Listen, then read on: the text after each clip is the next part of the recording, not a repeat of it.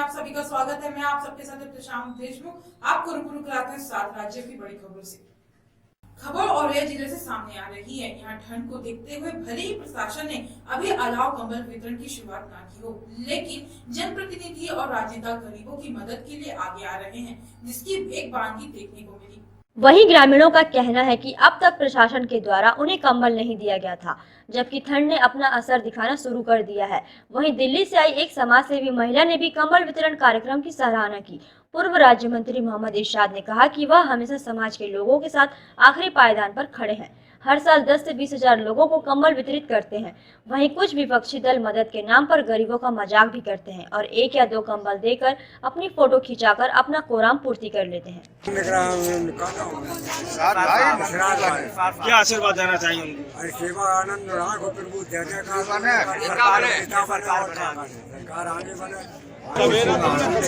किसके जरिए इस कंबल मिला ये? भाई क्या कहना चाहेंगे उनके लिए? आशीर्वाद संपन्न खुशी रहे सब परिवार में सर। मुख्यमंत्री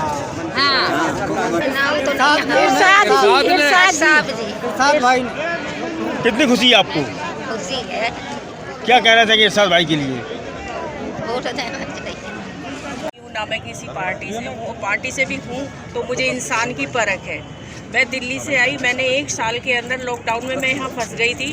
तो ये मेरे हस्बैंड का पुराना गांव है जहाँ पे हमने सोचा कि मकान बना के डाल दें। तो इनके बारे में मैंने जितना भी रिसर्च करा है गाँव में बहुत ही गुड, बहुत ही गरीबों के लिए बेहतर है और इनके अंदर बहुत इंसानियत है और कभी भी फ़र्क नहीं करते। हमारा घर अभी तो बना भी नहीं था, हमने एक बार इनको बुलाया ऐसे तो आ गए नॉर्मल तरीके से। इनमें कोई ईगो नहीं, कोई वो नहीं है कि भाई ये बहुत बड़े इंसान है, बहुत मतलब पैसे वाले, कोई नहीं। नॉर्मल एक इंसान वही गरीबों की मदद कर सकता है। जनता इनको ही ऐसी क्या वजह है वो? अभी मैं क्या बताऊं, लेकिन मैं जितने दिनों में इन्हें जानी हूँ बहुत कुछ है, सब कुछ है। मतलब किसानों के लिए भी, गरीबों के लिए भी और मदद जो इंसान इनके दरवाजे। और बताओ इतने सारे कंबल, इतना सब कुछ कर रहे हैं जबकि किसी सीट पे नहीं है। तो जो इंसान बिना कुछ मतलब पोस्ट पे हुए कर सकता है तो होगा तो कितना करेगा। क्या नाम है मैडम आपका? मेरा नाम आरती राजपूत है। एक्चुअली मैं बीजेपी पार्टी से हूँ, दिल्ली में मेरे पास पद भी है, सब तो कुछ बीजेपी है। पार्टी से आके कोई मतलब मैं कार्यकर्ता हूँ, मुझे इंसान की परख है। मैं यहाँ आई और मैंने देखा और मैंने जाना कि हाँ, आपको बीजेपी पार्टी अच्छी लगती है या ये सपा पार्टी अच्छी लगती है? आप इस समय यहाँ पे हमारे औरैया जिले में? अच्छी लगती है ना भाजपा अच्छी लगती है। मुझे एक इंसान अच्छा लगता है जो गरीबों के लिए बहुत मददगार है। बीजेपी पार्टी में आप किस पद पर रही? मैं अनुसूचित जाति मोर्चा में वो रही हूँ, मंत्री रही हूँ और मतलब मैं बहुत एक्टिव हूँ, बहुत काम। मैं इंसान के लिए काम करती हूँ, ना कि पार्टी के लिए। Okay sir.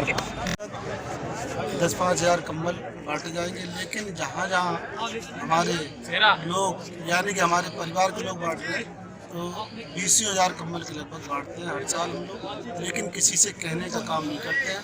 लेकिन कुछ लोगों ने जो हमें थोड़ा नीचे दिखाने का काम किया था कि तुम ही रह गए खाली मदद करने के लिए, तो उनके लिए ये मैंने ये काम किया है कि वो वहाँ तक हमारी एक खबर पहुँचे कि नहीं, हम जैसे बहुत से लोग हैं जो मदद करते हैं, लेकिन जो एक थैला लेके लोगों को अपना फ़ोटो खिंचवाने का काम करते हैं। हम लोग हज़ारों 10 हजार कंबल बांटते हैं, एक भी फ़ोटो नहीं खिंचवाते हैं। लेकिन उस इंसान को खाली दिखाने के लिए ये मैंने किया है कि देखो हम लोग गरीबों की मदद करते हैं या नहीं करते। उसका वर्तमान सरकार की स्थिति क्या है? वर्तमान सरकार की क्या स्थिति हमसे ज़्यादा तो आप जानते हैं। कभी आप बताइए। जो आज वर्तमान सरकार है वो गरीबों का, किसानों का, मजदूरों का जो ख़राब काम करने का काम कर रही है। जो 3 किसान के विरोध में जो कानून बनाए हैं वो लगता है कि किसानों को अच्छे कानून है, लेकिन नहीं, ख़राब कानून है। इसके बाद जानकारी होगी जब किसान रोड पे आ जाएगा। रोड पे तो है ही, आके जाएगा।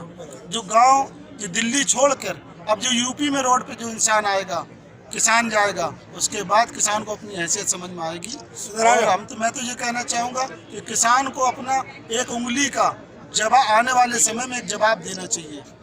जिला कांग्रेस कमेटी ने कांग्रेस की 136वीं स्थापना दिवस औरैया के स्वतंत्रता सेनानी पार्क में मनाया। स्थापना दिवस मनाने के बाद प्रदेश नेतृत्व के आह्वान पर कांग्रेसी जैसे ही किसान संदेश पदयात्रा के लिए निकले, वहीं पुलिस ने उन्हें पदयात्रा के लिए मना किया, लेकिन कांग्रेसी पदयात्रा के लिए निकल पड़े। पुलिस ने कांग्रेसियों को हिरासत में लेने की कोशिश की तो धक्का मुक्की शुरू हो गई और उत्साही कांग्रेस योगी मोदी मुर्दाबाद के नारे लगाते हुए आगे बढ़ने लगे।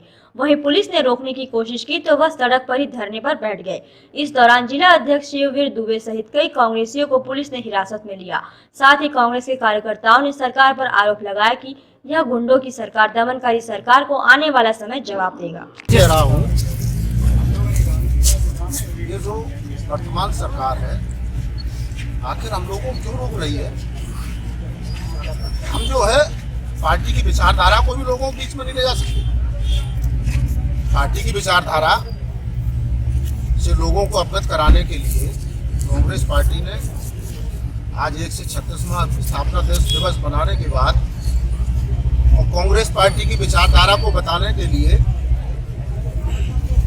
संदेश पद यात्रा रखी है, उसको रोका जा रहा है। नवनिर्वाचित जिला परिषद सदस्य एवं डेयरी चेयरमैन बद्रीलाल जाट ने देवनारायण भैरवनाथ मंदिर और नेतावल ग्राम पंचायत से पैदल यात्रा शनिदेव मंदिर तक की। आपको बता दें कि वर्तमान डेयरी चेयरमैन बद्रीलाल जाट एवं नवनिर्वाचित जिला परिषद वार्ड नंबर 4 देवनारायण भैरवनाथ मंदिर से पैदल यात्रा प्रारंभ की। साथ ही हजारों भाजपा कार्यकर्ता एवं पदाधिकारी ने भी शनिदेव मंदिर तक पैदल यात्रा कर भगवान शनिदेव को मत्था टेककर खुशहाली की कामना की। वहीं भाजपा मंडल घोसुड़ा दिनेश शर्मा, युवा मोर्चा किशन लाल जाट एवं कई भाजपा कार्यकर्ता उपस्थित थे। इस चुनाव में हमारे कार्यकर्ताओं के द्वारा नाकोड़ा देवनारायण भगवान के वहाँ पूजा अर्चना करके आराधना की कि 4 नंबर वार्ड से भारतीय जनता पार्टी का बद्रीलाल जाट जीतेगा, तो हम यहाँ से शनिश्चर भगवान पैदल यात्रा करेंगे। किसानों के जो मसूले हैं, वर्तमान में जो किसानों को भ्रमित किया जा रहा है, उन भ्रमित करने वालों को किसानों ने भी सबक सिखाया है। आने वाले समय में वो सिखाएंगे और जनता का भला भी होगा और किसानों को भला होगा। जय हिंद। पंडित दीनदयाल उपाध्याय नगर में नो स्कूल नो फीस के मुद्दे को लेकर अभिभावक संघ ने रविनगर स्थित एसडी पब्लिक स्कूल के सामने 1 दिवसीय भूख हड़ताल पर जिला प्रशासन का ध्यान अपनी मांगों के प्रति आकर्षित कराया। कोरोना काल में बंद रहा स्कूल, जिसके कारण अभिभावक ने नो स्कूल नो फीस मुद्दे की मांग की है। कई बार अध्यापक संघ ने जिला अधिकारी से लेकर मुख्यमंत्री तक गुहार लगाई, लेकिन अब तक कोई परिणाम नजर नहीं आया। अभिभावक संघ प्रत्येक सोमवार को विद्यालय के सामने 1 दिवसीय भूख हड़ताल करना शुरू कर दिया है। इस दौरान एडवोकेट संतोष पाठक, चंद्रभूषण मिश्रा समेत कई अभिभावक मौजूद रहे।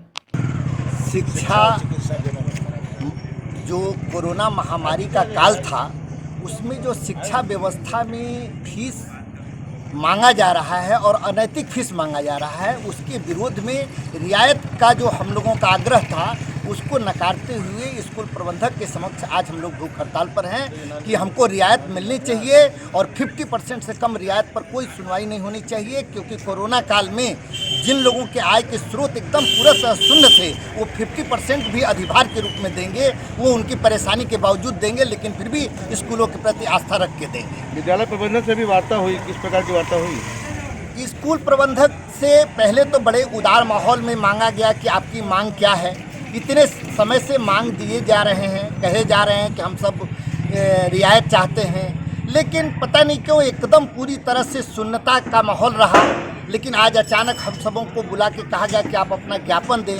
ज्ञापन हम लोगों के पास क्या है? हम लोग के पास तो सीधा सीधा आग्रह है, लेकिन अब व्यापार के रूप में कि आपका व्यापार चल रहा है, क्या आप व्यापार में रिबेट देते हैं? अगर आप नहीं देते हैं तो फिर आप जो है हमसे रिबेट मांगने वाले होते कौन हैं? यह बात हम लोगों से कही जा रही है। मुझे लगता है कि इतना सूक्ष्म सोच या इतना आक्रामक सोच हमने तो कहीं नहीं देखा। देखिए, अभिभावक पिछले 3 सोमवार से ये भूख हड़ताल कर रहे हैं। एक बार वो आर्य समाज पर बैठे, एक बार सेक्रेटरी पर, और आज एसडी पब्लिक पर बैठे।